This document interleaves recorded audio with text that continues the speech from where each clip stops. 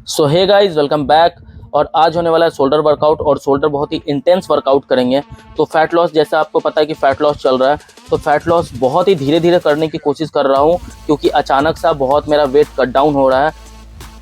तो इसके साथ साथ मुझे ये भी पता चल रहा है कि मेरी मसल्स कितनी है और फैट बॉडी में कितना है, क्योंकि अभी भी मुझे लगता है मेरे बॉडी में फैट बहुत ज़्यादा है। तो मैं दो तीन इंपॉर्टेंट चीज़ के बारे में बात करना चाहता हूँ आपसे। सबसे पहले कि जब आप फैट लॉस पे रहोगे, आपके साइज़ गिरेंगे, आपका वेट कट डाउन होगा, जिसकी वजह से आपके साइज़ बहुत कम लगेंगे। तो जिसके साथ आप वर्कआउट कर रहे होते हो वो आपसे ज़्यादा लगेगा, आप कम लगोगे।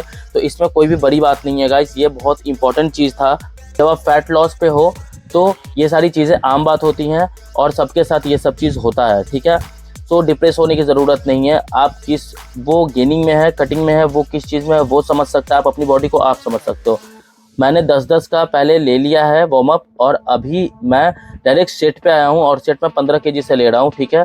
और मैं स्मिथ मशीन पे इसलिए लगा रहा हूँ ताकि मैं यहाँ स्टेबल महसूस करता हूँ, और मुझे ज़्यादा से ज़्यादा कॉन्ट्रैक्शन महसूस होता है, इसलिए। और आप लोग भी कोशिश करो स्मिथ मशीन पे लेने की। तो इसमें आपको contraction, squeeze, muscle mind connection बहुत अच्छा बनता है, इसलिए मैं यहाँ ले रहा हूँ। कट में होते हो तो आपका साइज़ गिरता है, टेंशन लेने की ज़रूरत नहीं है। जो आपने सोच रखा है वो आपको अचीव करना है, तो ये सारी चीज़ें आपको नहीं सोचनी पड़ेंगी। दूसरी चीज़ गाइस, डाइट बहुत इंपॉर्टेंट है फैट लॉस कर रहे हो तो, क्योंकि आपको कैलोरी डेफिशिएट में रहकर अपने मसल्स को भी बचाना है, और उसके बाद आपको स्ट्रेंथ भी मेंटेन करना है। तो इसके लिए आपको करना होगा क्या, जब आप कैलोरी डेफिशिएट में हो तो 50 से 60% आप अपने प्रोटीन से कैलोरी लो, और 20% आप कार्ब, और 20% आप फैट ले सकते हो। उससे आपका पावर भी मेंटेन रहेगा और आपके मसल्स भी ग्रो होंगे। और तीसरी चीज़, स्ट्रेंथ ट्रेनिंग, जिसको हम वर्कआउट इंटेंसिटी ट्रेनिंग बोलते हैं। जैसे आप गेनिंग में करते थे वैसे आप इसमें करोगे, ठीक है। इसलिए करोगे क्योंकि आपने प्रोटीन अच्छा रखा है और आप स्ट्रेंथ ट्रेनिंग नहीं करोगे। बहुत लोग फैट लॉस में क्या करते हैं, ज़्यादा रेपिटेशन लगाने के चक्कर में रहते हैं।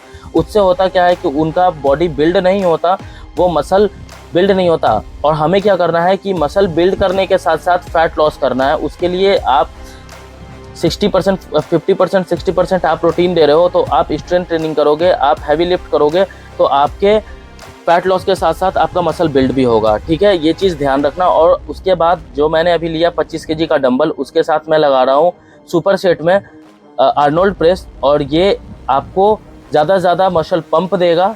तो क्या मैं बोल रहा था कि वर्कआउट हैवी करो, और एक दिन आप एकदम पर्टिकुलर, एक दिन आप कार्डियो के लिए रखो, जिससे कि आपका फैट लॉस, आपकी कैलोरी भी बर्न हो, और आपका स्ट्रेंथ ट्रेनिंग भी चलता रहे, आपका मसल बिल्ड हो और फैट लॉस हो, ठीक है। इंसान को यही चाहिए और कुछ नहीं चाहिए, कि मसल भी बिल्ड होता रहे और फैट लॉस भी अच्छा से हो। और टाइम दो फैट लॉस, या फिर वेट लॉस करते हो तो टाइम दो। सडन अगर आप वेट गिरा लोगे तो आप एज इट इज़ गिर जाओगे, वो बिल्कुल देखने में ठीक भी नहीं लगेगा, और आप जैसा चाहते हो वैसा अचीव नहीं कर पाओगे। करो। तो अभी मैंने 30 केजी का लिया है, अब मैं कोशिश करूंगा 2 से 3-4 रेपिटेशन लेने की, ठीक है। क्योंकि आपको पता है मैं इंजर्ड हूँ, और मैं बहुत ज़्यादा हैवी लिफ्ट भी करता हूँ, तो मुझे बहुत परेशानी होती है। इसलिए विक्की था मेरे पीछे, और वो बहुत अच्छा सपोर्ट भी करता है, इसलिए मैंने उसके भरोसे पे ये 30 केजी उठाया भी, वरना मैं नहीं उठाता, क्योंकि ईगो लिफ्टिंग में नहीं करना चाहता।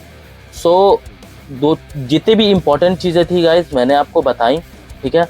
और ये सारी चीज़ें ध्यान रखना, थोड़ा टाइम देना, क्योंकि आप लगभग 3 महीने, पहले 3 महीने तो एटलीस्ट देना, जो आपके मसल डेफिनेशन है वो निकल के आएंगे, और आप बहुत जल्दी कट डाउन करोगे, या फिर डाइट में खाना नहीं खाओगे, आप बोलोगे डाइटिंग पे हूँ, ये गलत हो जाएगा।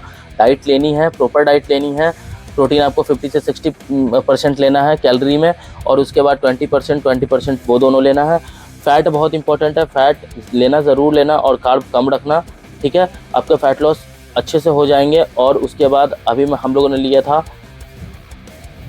अभी हम ले रहे हैं लैटरल रेस, ठीक है। इसके भी 3-4 सेट लेना, लगभग सबके 3-4 सेट लेना। और इसके जो है खासकर लैटरल रेस की बात कर रहा हूँ, तो इस पे गाइज एक चीज़ याद रखना, ये स्लो ट्विच मसल फाइबर है, इस पर रेपिटेशन भी ज़्यादा निकालना, और इसके साथ साथ आप इसके साथ सुपर सेट ज़रूर करना, ताकि आपके मसल ज़्यादा से ज़्यादा सोर हो सके और इस पर इम्पैक्ट। इसके बाद मैं लेने वाला हूँ रेयर डेल्ट बहुत इंपॉर्टेंट होता है। इसमें भी आप 2-3 वेरिएशन ज़रूर करना, ड्रॉप सेट ज़रूर करना, ताकि आपके मसल ज़्यादा फटीग हो। स्लो ट्विच मसल फाइबर होते हैं, ज़्यादा रेपिटेशन लगानी पड़ती है, तो फोकस करना, मसल माइंड कनेक्शन बना के रखना, और अच्छा ग्रो कर पाओगे।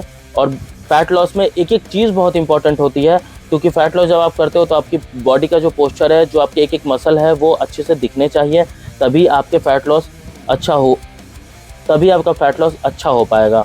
ठीक है, तो आई होप ये सारी बात आप समझ गए होंगे और इसके भी 3-4 सेट लेना। ठीक है, तो चलो अब चलते हैं दूसरी वर्कआउट पे, और दूसरी वर्कआउट में हम लेंगे सरक्स। ठीक है, सरक्स वो भी स्लो ट्विच मसल फाइबर है, छोटा मसल है, उस पर भी ज़्यादा हैवी लोड देकर, आप 10 से 12 रेपिटेशन ज़रूर निकालो, और उसके साथ साथ सुपर सेट प्लेट के साथ लेना।